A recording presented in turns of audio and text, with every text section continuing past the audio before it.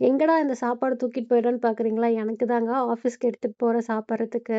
எவ்வளோதான் சாப்பாடு பக்குவமா பேக் பண்ணாலும், அது லீக் ஆயிற பிரச்சனை இருக்கா? சிந்திருமோ? கொட்டிருமோ? அப்படின்ற ஒரு பயத்திலே இருப்போம். அதனால நான் ரொம்ப நாளா இத வாங்கணும்னு நெனச்சிட்டு இருந்தேன் ஒரு பாக்ஸ. நடுவுல கொஞ்சம் வருஷம் வொர்க் ஃப்ரம் ஹோம்ல இருந்தனால எனக்கு தேவைப்படல. பட் இப்போ அகைன் ஆஃபீஸ் போற வேண்டிய கட்டாயம் இருக்கனால, நான் இந்த பாக்ஸ் வாங்கியிருந்தேன். ஸோ பிஜிலேருந்து எனக்கு தேவையான சாப்பாடெல்லாம் எடுத்து வச்சு, கொண்டு போறதுக்கு இது கன்வீனியன்ட்டா இருக்கும்னு நெனச்சு நான் வாங்கியிருக்கேன். ஸோ லீக் ஆகாது. நான் அடிஷ்னலா கவர் தேடணுன்ற ஒரு அர்ஜென்சி இருக்காது. ஏர் டைட்டா இருக்கும். லீக் ஆகாது. கச்சிதமா எனக்கு தேவையான மாரி ஸ்ப்ளிட் பண்ணி ரைஸு, சாம்பாரு, சிப்ஸு, பொரியல் எல்லாம் வச்சுக்கலான்னு இது வாங்கியிருந்தேன். ஸோ ஆல் இன் ஒன் காம்போவா 3 கம்பார்ட்மெண்ட் வரதுல கச்சிதமா இருக்கு.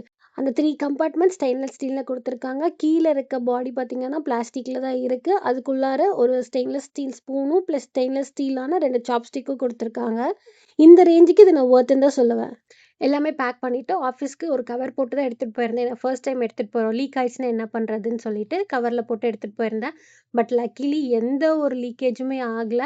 நீங்க கேட்கலாம், "நீங்க லீக் ஆகுற மாரி அங்க என்ன எடுத்துட்டு போயிருக்கீங்க?" இந்த சாம்பார் எனக்கு பிடிக்காது. அதனால எங்க அம்மா குடுத்த துவையல் தான் எடுத்துட்டு போயிருந்தேன். இந்த ரப்பர் லூஸ் ஆகி வருது. அதுதான் ஒரு டிஸ்அட்வான்டேஜ். மத்தபடி எதுவுமே இல்ல. தேங்க்ஸ் ஃபார் வாட்சிங்.